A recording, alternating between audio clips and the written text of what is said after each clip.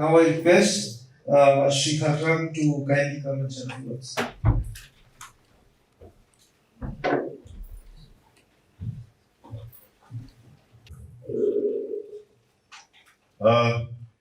Good morning to each one of you, and I would like to thank my good friend Tanmoy, who has invited me here to be, especially in the midst of the young boys and girls.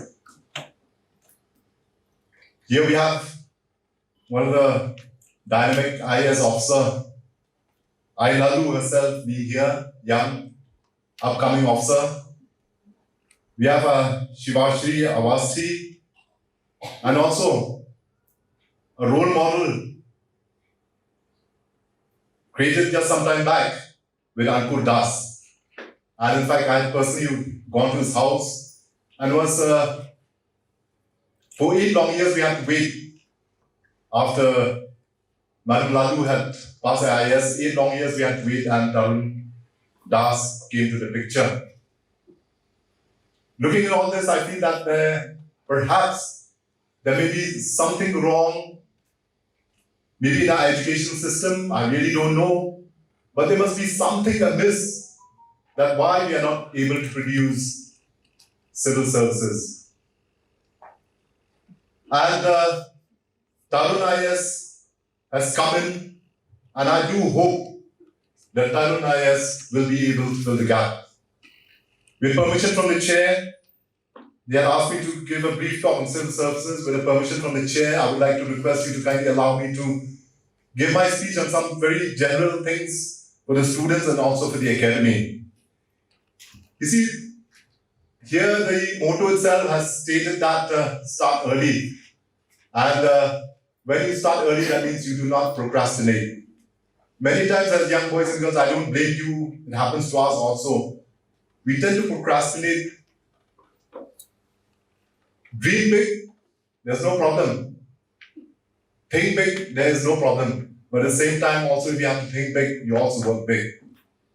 And procrastination is one of the things that has held back many of our young boys and girls. Decades back, 15, 20 years back, I remember I had conducted an interview for the police recruitment.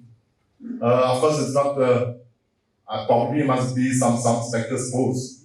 And in the interview board, I was there, then a medical officer was there, and other non-official members were there. And as we were conducting interview and interviewing hundreds of boys and girls every day, one particular boy came up, and the medical officer was sitting near to me. The minute she saw him, she spoke to him and she knew him.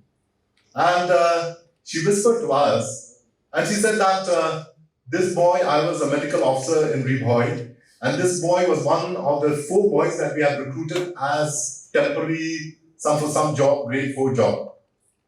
And out of the 4, he was the most sincere boy. He was there available. Before he leaves the office, he would come to her, "Ma'am, can I leave?"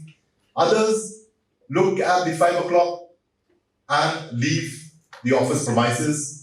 But he never leaves without telling her. The minute he said that, we all agreed that we need not interview him anymore, and we put him to the job. That doesn't mean that probably it may happen to one of you. I don't think so. IAS will take in you like that. But what I'm trying to say here is that, that is where sincerity counts. Probably this boy never thought that one day I'll be attending the interview, the medical officer that I know will be there. We never knew about that. Similarly, the medical officer never knew. What I'm trying to send a message to you is that sincerity does pay. And it has paid well. I've seen my own department also how much sincerity. Sometimes we feel let down, sometimes yes. But at the end of the day, it does pay. It is not something, it's not a phrase that has just been created. It does happen. Another thing, like for the young boys and girls, please manage failure. As a police officer, I've seen young boys and girls, how they snap at the slightest failure. I think that's very important. In fact, of course, here we have one of the IAS who cleared in the single attempt. But perhaps it is not so in all other cases.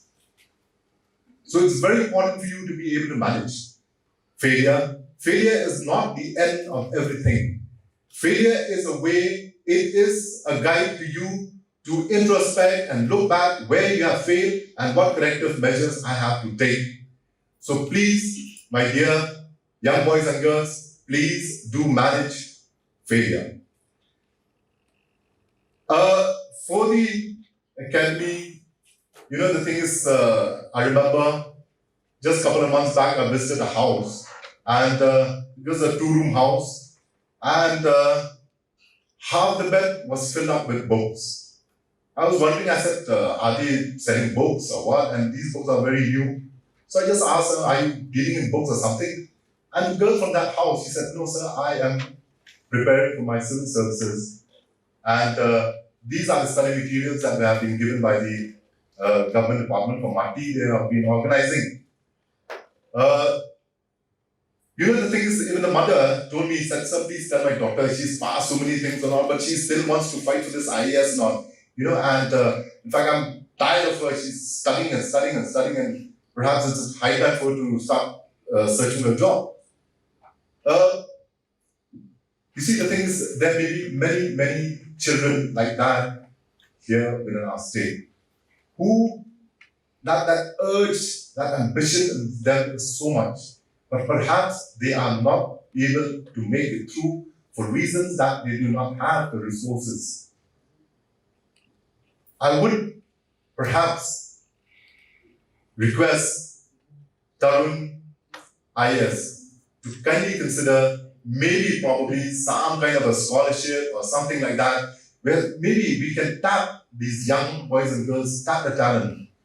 I can tell you, the achievement of the academy, you will feel the thrill and the joy if you find a girl or a boy from an economically very backward making to the IAS, rather than someone from the affluent families who have all the resources available from them from childhood. So Tarun Academy, perhaps, maybe, just an idea mooted out, so you can take a call on that. And like our Deputy Commissioner had said, I remember I had a friend who was a lecturer, I'll not mention, a part of Meghalaya. And then when he first interacted with the boys, so he asked them, he said, what is the ambition in life? And he was teaching in Bachelor of Arts. So he asked them, he said, what do you want to become? And some of them said, I want to become an engineer. Some of them said, a doctor. You see, I don't blame them. I don't blame them. They are bachelors in arts, and at the same time they said, I want to be a doctor, I want to be an engineer. So the thing is, what I feel is that perhaps Tarun, as you progress in your endeavor, perhaps maybe we should give some kind of awareness to our children right from the level of maybe class 12 before they decide to go for the graduation and to which subjects will be good for their pursuit. And this will go a long way in helping them understand what civil services really mean. Because you see, the thing is, probably many of them would think that civil service is what? It's something that you get a government bungalow, or you drive an M01 vehicle, have orderlies, but I think so civil services is more than that. I think so civil service is something that you are the backbone of the administration. Like DC had said, making policies. Yes, ultimately it is the politicians who put up the policies in the legislative assembly, but all these are being drafted, these are being prepared by the bureaucrats and the civil services. So the thing is, our young boys and girls, they actually should understand not what are the perks that go with the civil services, but rather the responsibilities that is attached to it. Unless they understand the responsibilities to it, you see that the thing, your endeavor may not be to the level that you think. I will I would like to congratulate Tarun IS for having taken this initiative, and I hope and I'm very sure that your effort will not go in vain, and we would not have to wait again for another 8 years to produce another IAS officer or civil services aspirant. It has been the wait has been very, very long, and with Tarun IAS and also the coaching centers of the government of Meghalaya, I'm very sure that we will not have to wait for so long. Thank you very much. God bless you, and each one of you, especially the young boys and girls. All the best to each one of you. Thank you.